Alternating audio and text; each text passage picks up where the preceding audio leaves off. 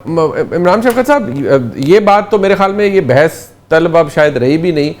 Civilian space ہمارے ملک میں جتنی کم ہوئی ہے، یہ دور ہم نے عمران خان صاحب کے دور سے تو زیادہ دیکھا ہے، پھر اس کے بعد بتدریج یہ رہا ہے. لیکن آج شاید کسی بھی، یا خاص طور پر اگر میں یہ کہوں پی ایم ایل این کا، تو یہ مسئلہ بھی نہیں ہے.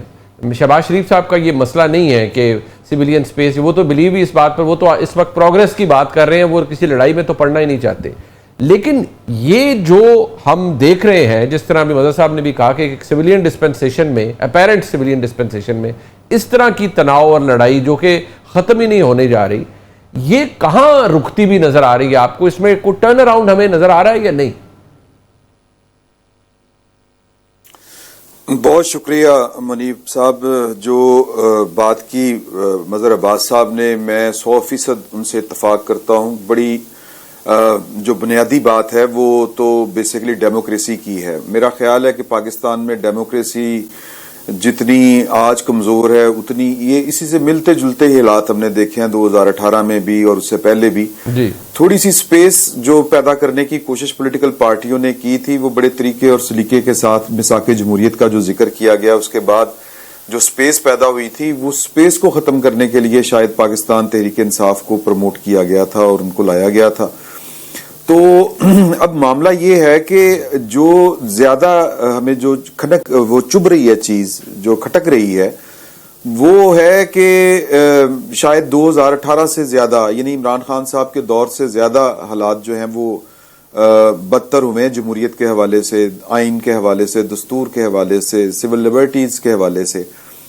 تو اس میں میرا یہ خیال ہے کہ جو ایک نیا فریق پیدا کیا گیا تھا، اس نے اپنا سیاسی چلن رکھا نہیں اس طرح سے، کسی بھی وجہ سے. جیسے بھی وہ ایک پولیٹیکل پارٹی ایک بن تو گئی، اور پاکستان تحریک انصاف اس وقت پاکستان کی سیاست کی ایک بہت بڑی حقیقت ہے، اس سے آنکھیں بند نہیں کی جا سکتی.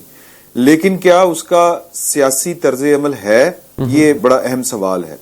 تو جمہوریت، آئین کی بالادستی، یہ نہ کسی اسٹیبلشمنٹ کا کام ہے، نہ اس کا فرض ہے کہ وہ معاشرے کے اندر قائم کرے، اور نہ ہی جو ہے یہ کسی قوت کا کام ہے. ایون کہ جوڈیشری کا بھی اس طرح سے کام نہیں ہے. نہ وہ شاید یہ اگر کوئی موقع بھی آئے تو نہ انہوں نے ماضی میں کبھی اس طرح سے کیا ہے، اکا دکا واقعات کے علاوہ. تو یہ کام سیاست دانوں کا تھا. تو سیاست دانوں میں یہ بار بار بات کی گئی، اور یہ بار بار جو ہے وہ پاکستان کی انٹیلیجنسیا کی طرف سے یہ کہا گیا کہ سیاست دان آپس میں بیٹھے ہیں. اب مسئلہ یہ ہے کہ ایک شخص، جس طرح مظہر صاحب کو یہ بات جو ہے وہ بڑی چبھ رہی ہے، یا ان کو یہ جو انہوں نے تحریک انصاف کا ذکر کیا ہے کہ وہ جمہوریت کی بات غیر جمہوری قوتوں سے کرنا چاہتے ہیں. تو بیسیکلی جو فنڈامنٹل ایک جو سوچ کا جو بگاڑ ہے، وہ پاکستان تحریک انصاف، میرا خیال ہے کہ وہ پولیٹیکل پارٹی ہے کہ اگر وہ پولیٹیکل پارٹیوں کے ساتھ بیٹھے اور راستہ نکالے، پارلیمنٹ سے ہی یہ ساری چیزیں ٹھیک ہونی ہیں. نہیں، بٹ مسئلہ یہ ہے نا عمران شفقت صاحب، ایک منٹ بسد احترام، ابھی آپ نے جو کہا، دیکھیے ہمارے ملک میں مقتدرہ کی اہمیت کیوں ہے؟ اس لیے کہ ان کے پاس بے شمار طاقت ہے.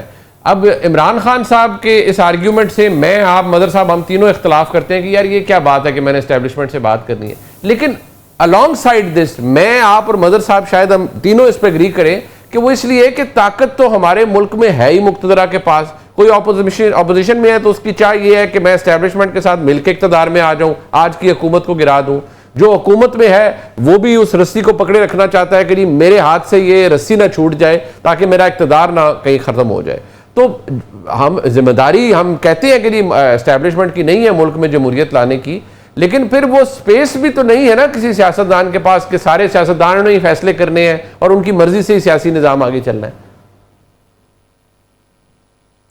نہیں، دیکھیں، بات یہ ہے کہ آپ ایک درخواست لکھ کے پاکستان کی اسٹیبلشمنٹ سے جو ہے وہ اس کی قوت نہ کم کروا سکتے ہیں، نہ اس کے اختیارات کچھ کم کر سکتے ہیں.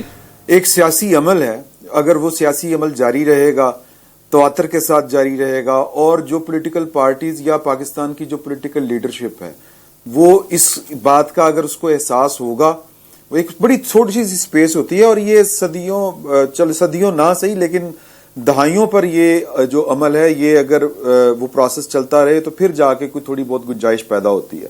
جس طرح مظہر صاحب نے کہا کہ پچھلے 60 سال میں ہم یہاں تک پہنچے کہ ایک جو آئینی اور قانونی طریقے کے مطابق جو تھا وہ انتقال اقتدار ایک صدر سے دوسرے صدر، ایک پارلیمنٹ سے دوسری پارلیمنٹ والا سفر ہم نے پورا کیا.